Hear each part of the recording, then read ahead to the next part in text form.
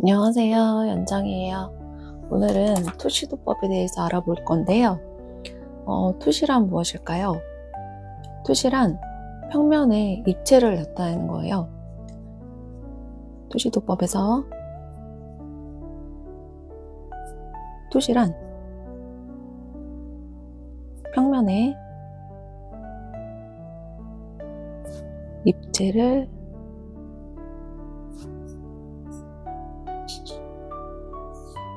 나타내는 것입니다. 우리가 세상을 볼 때 3D로 보게 되죠. 근데 그걸 종이에다 옮기려다 보면은 어떠한 기법이 필요하겠죠? 그게 바로 투시도법입니다. 사람들이 종이에다가 3D를 옮기려다 보니까 어쩔 수 없이 만든 법칙이라고 생각하시면 될 것 같아요.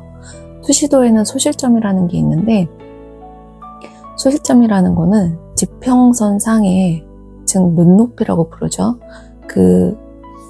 이런 지평선상에 있으면은 여기에 평행선들이 한 점으로 모이는 지점입니다.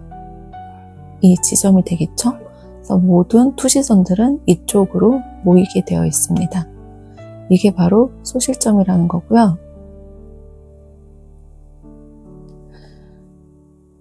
우리가 현실에서는 어떤 건물이든 다 평행을 가지고 있죠. 그 소실점처럼 한쪽이 기운다던가 이런 현상이 없어요. 그런데 우리가 이제 종이에다가 입체감을 나타내게 하기 위해서는 그런 것들을 인위적으로 표현을 해주는 거죠. 그래야지만 3D로 보이고 입체적으로 보이기 때문에 그렇게 만든 소실점도 하나의 법칙입니다. 투시도에 따라서 1점 투시가 있고요. 2점 투시가 있고 3점 투시가 있습니다. 이 1점, 2점, 3점은 소실점이 1개냐, 2개냐, 3개냐에 따라서 이 1, 2, 3이 결정이 되는 거고요. 그림에서는 모든 사물이 이 3가지 투시로 그려낼 수가 있습니다. 그럼 먼저 1점 투시에 대해서 알아볼게요. 이렇게 눈높이 선을 먼저 그어줍니다.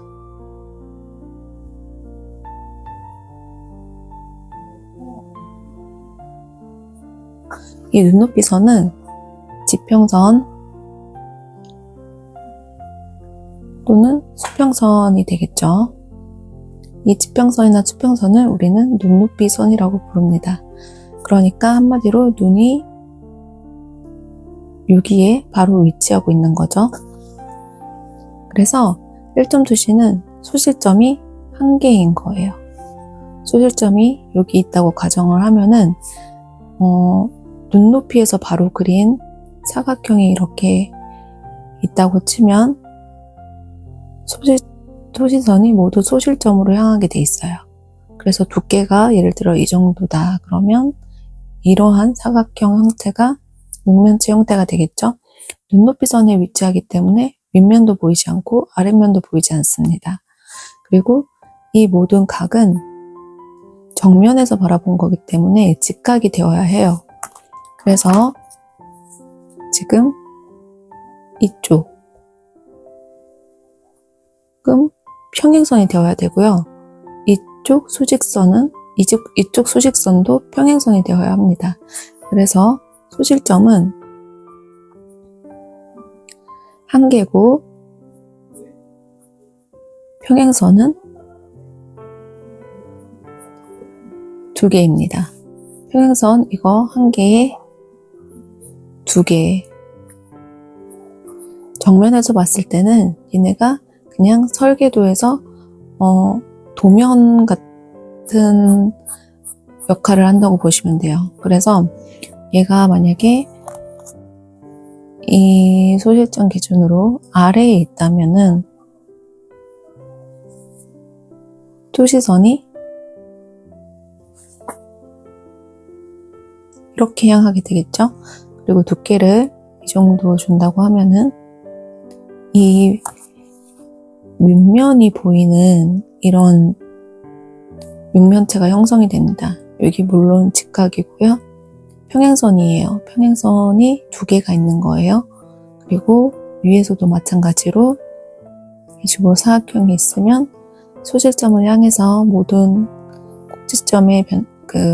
꼭지점에서 투지선들이 모두 소실점을 향하게 됩니다.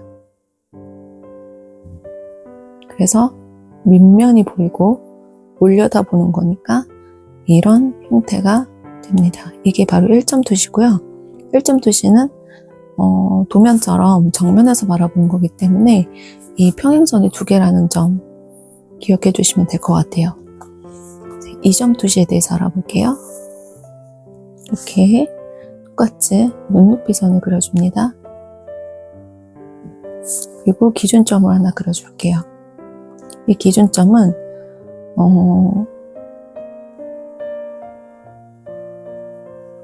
사람이 바라보는 위치가 됩니다. 이쪽에서 바라본 거예요. 그렇기 때문에 육면체를 그릴 때는 이쪽이 모서리선이 되겠죠. 제가 한번 그려볼게요. 소실점이 이쪽에 있다고 예를 들어 볼게요. 그러면은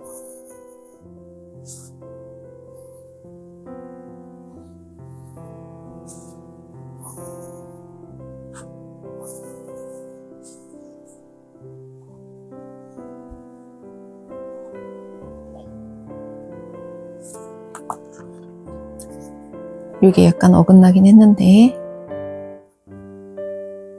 육면체가 아랫면이고 이러한 육면체가 만들어지게 됩니다. 여기가 모서리 선이고 지금 두 면이 보이죠. 두 면이 보이고 윗면까지 이 눈이 여기 있는 거기 때문에 윗면이 보일 수밖에 없어요. 이 윗면이. 그리고 이 세로선은 눈높이 선과 직각이 되어야 합니다. 한마디로 이 두 선은 평행선이란 얘기죠. 항상 2점 투시일 때 이게 법칙이에요. 그래서 2점 투시일 때는 소실점이 두 개이고 평행선이 한 개입니다. 평행선 이 한 개, 세로선은 무조건 수직선으로 그어주시면 됩니다. 그리고 나머지는 이런 식으로 기준선이 모서리에 오게끔 이렇게 그어주시면 되는 거고요. 여기 소점이 하나, 둘, 두 개가 있죠? 그래서 2점 투시가 되는 겁니다. 3점 투시에 대해서 알아볼게요. 3점 투시는요, 2점 투시랑 매우 비슷합니다. 눈높이 선이 있고요. 그리고 기준선이 있습니다. 그리고 2점 투시 같은 경우에는 소점이 두 군데가 있었죠. 그런데 여기는 한 군데가 더 있습니다. 그래서 먼저 2점 투시의 육면체를 그려볼게요.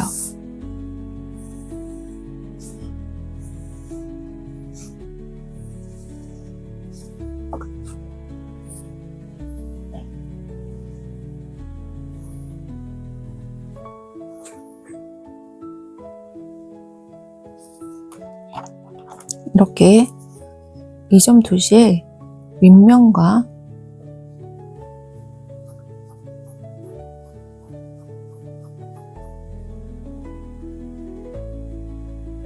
이쪽 면이 그려졌는데 여기서 2점 투시랑 다른 점은 소점이 여기 하나가 더 찍혀 있죠. 그렇기 때문에 세로선이 이쪽으로 귀결된다는 겁니다. 약간 삐뚤어졌는데 이런 식으로 귀결이 된다는 겁니다. 그래서 육면체가 이러한 형태가 되겠죠.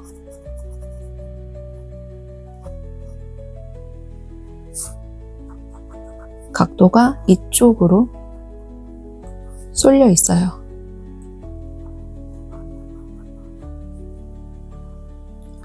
이런 것들은 우리가 일상생활에서 그릴 때 화분, 의자, 테이블 등등등 많은 것들을 이 3점 투시로 그릴 수가 있어요.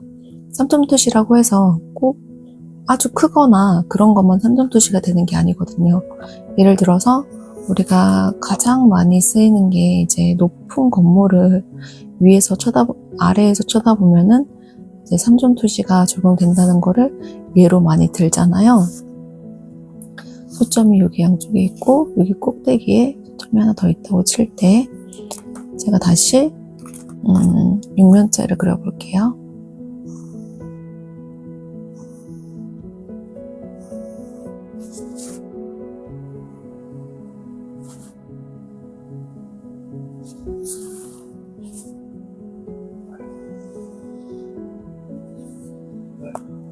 그리고 이쪽으로 초점이 모여야 되기 때문에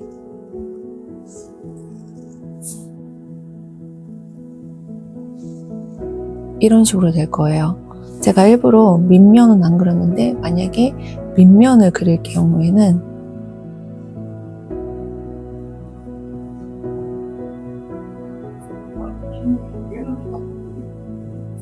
이런 식으로 밑면이 보이는 육면체가 완성이 될 수 있겠죠? 그런데 우리가 생각하는 그 롯데타워나 남산타워 같은 큰 높은 건물을 보면은 보통은 토지선이 이렇게 높게끔 위치가 되어 있고 그리고 사람이 여기서 이제 쳐다보게 되는 거겠죠. 여기서 쳐다보면은 눈이 여기 있는 거고 그러면 밑면이 보이지 않고 윗면이 보이지 않아요. 그러면은 어떻게 되냐면 이렇게 되는 건물이 완성되게 됩니다. 이런 건물 많이 보셨죠? 3점 투시 예시할 때 여기 창문이 이렇게 있을 거고요.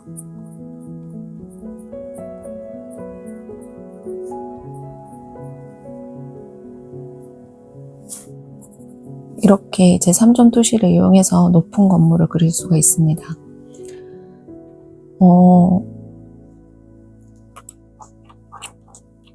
만약에 이 투시가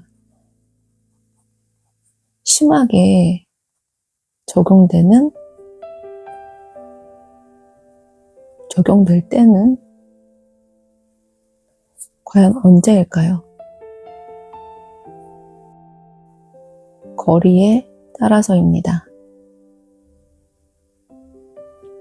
이 거리에 따라서 투시가 되게 많이 변하게 돼요.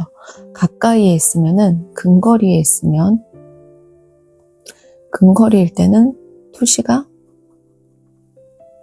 심하게 적용돼요. 먼 거리에 있을 때는 투시가 거의 적용되지 않아요. 예를 들어 볼게요. 롯데타워가 있어요. 롯데타워를 이것처럼 바로 앞에서 봤을 때는 이런 식으로 투시가 3점 투시가 적용이 크게 됩니다. 그래서 이런 형태의 모양을 띠게 되겠죠. 그런데 만약에 우리가 롯데타워가 있는데 이 타워가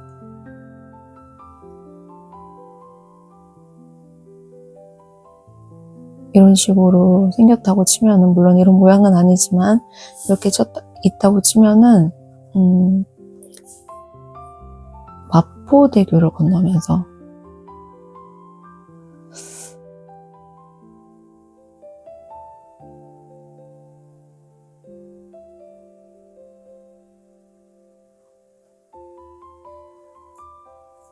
이 강가를 지나서 이 롯데타워를 보게 됐어요. 그러면은 과연 이 롯데타워는 어떻게 보일까요? 네, 토시가 적용되지 않아 보입니다. 물론 이 윗면이 보이지가 않아요. 이거는 투시라고 할 수가 없죠. 그리고 우리가 바로 아래에서 봤을 때 이 느낌이랑, 그리고 우리가 차를 타고 가다가 아니면은 뭐 공원에서 이렇게 뭐 먼 거리에서 봤을 때 롯데타워는 원래 모습 그대로 보이게 됩니다. 투시가 적용되지 않은 모습이죠. 그렇기 때문에 우리는 투시가 심하게 적용될 때는 거리에 따라서 거리가 멀수록 심하게 적용이 된다. 이렇게 알고 계시면 될 것 같아요.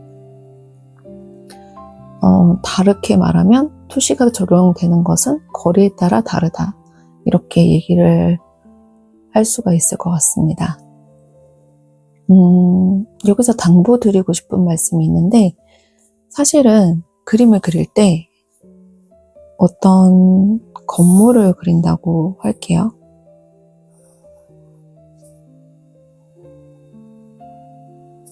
이런 옆면이 있고,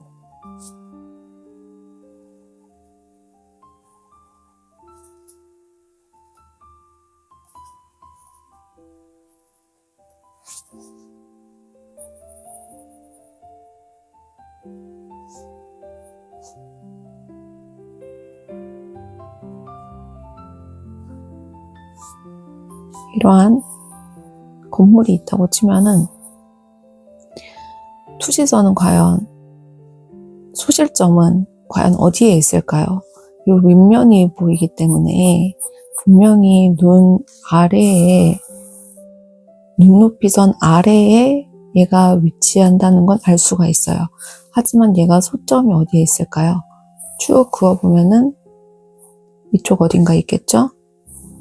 근데 얘를 그어보면은 여기가 되는 거죠. 이게 무슨 뜻이냐면은 사실은 소점이 저 위에 있다는 얘기예요. 여기가 아니고 저 위에 끝까지 이어서 얘가 만날 때까지 한 요점이 있겠네요. 그렇게 되고, 근데 얘는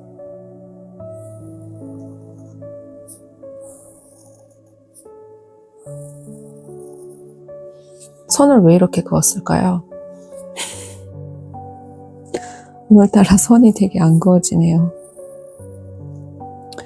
이렇게 됐을 때 이 위치에 따라서 소점이 한 여기까지 오겠죠?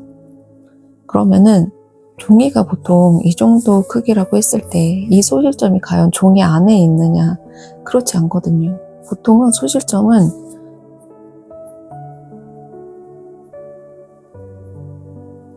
종이 밖에 위치합니다. 그렇기 때문에 모든 그림을 그릴 때 항상 투지선을 그리고 소점을 찍은 다음에 투지선을 그리고 거기에 맞춰서 육면체를 그리고 그 육면체에 맞춰서 다시 의자나 테이블을 그리고, 이러한 방식은 연습할 땐 괜찮지만 실전에서는 아주 무의미하다는 얘기를 드리고 싶어요. 우리가 기본적으로 무의식적으로 어렸을 적에 육면체가 어떻게 생겼다는 걸 배웠기 때문에 이 육면체가 조금만 삐뚤어져도 요만큼이 사라진다고 치면은 지금 직육면체가 아닌 게 되는 거죠. 그건 딱 봐도 아실 거예요. 이거는 우리가 알고 있다는 거거든요. 굳이 이렇게 가이드선을 그어보지 않아도 우리가 어디가 잘못됐다는지 알고 있다는 거예요. 단지 가끔 헷갈릴 때가 있어요. 어느 쪽 투시선이 잘못 나간 거지? 이럴 때는 한 번씩 투시선을 그려봐 주는 것이 도움이 됩니다. 그러나 모든 그림을 그릴 때 이렇게 항상 투시선을 맞춰서 그린다거나 하는 것은 굉장히 비효율적이고 사실은 그렇게 그릴 수도 없습니다.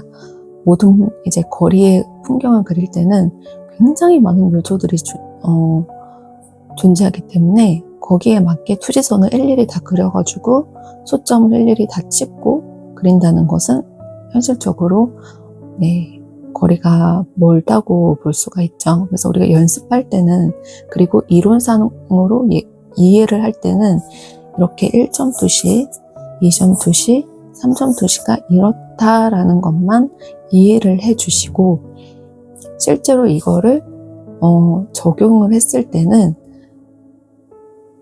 다르다.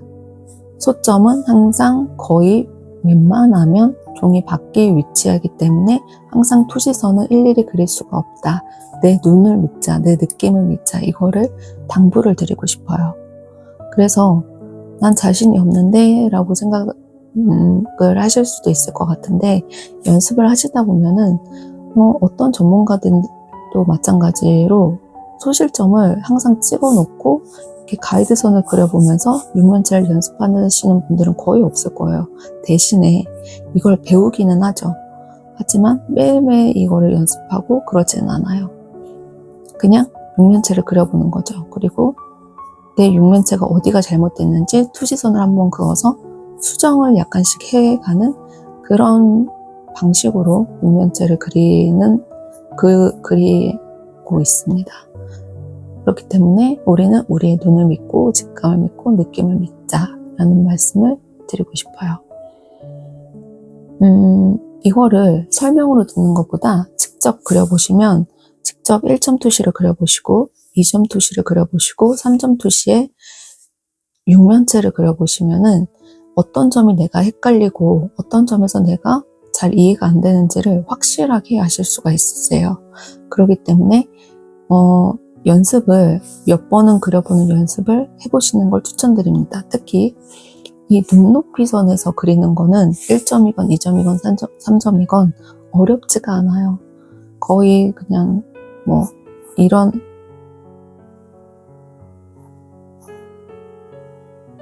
형태가 전부일 테니까 이거는 이제 눈높이 선이 이렇게 있을 때 보통 이제 이런 형태가 나오죠.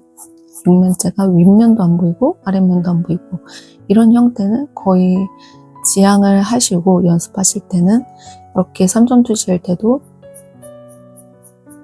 이런 모양 있죠? 이렇게 밑면이 완전히 보이는 모양 이런 모양을 연습을 하시고 그리고 꼭 이렇게 가이드선에 따라서 하지 마시고 옆에서도 이 중앙에 있는 가이드선을 따라 하지 마시고 옆에서도 한번 그려보시고 이쪽에서도 한번 그려보시고 직육면체니까 꼭 이런 모양일 필요가 없거든요. 세로로 긴 모양일 수도 있고 가로로 긴 모양일 수도 있고 이걸 이제 육면체로 만드는 거죠. 이런 식으로 만들어 볼 수가 있을 것 같아요. 이런 식으로 여러 가지 이제 그림을 그리다 보면은 어떤 점에서 내가 헷갈리는지를 알 수가 있어져요. 네, 그래서 이렇게 연습하시는 거를 추천드리고요. 여기까지 이제 기본적인 이 투시도법에 대한 설명이 끝난 거고요. 궁금하신 점 있으시면은 언제든지 댓글로 남겨주시면 좋을 것 같아요. 다음에는 더 유익하고 유용한 정보로 여러분들에게 영상을 선보이도록 하겠습니다. 감사합니다.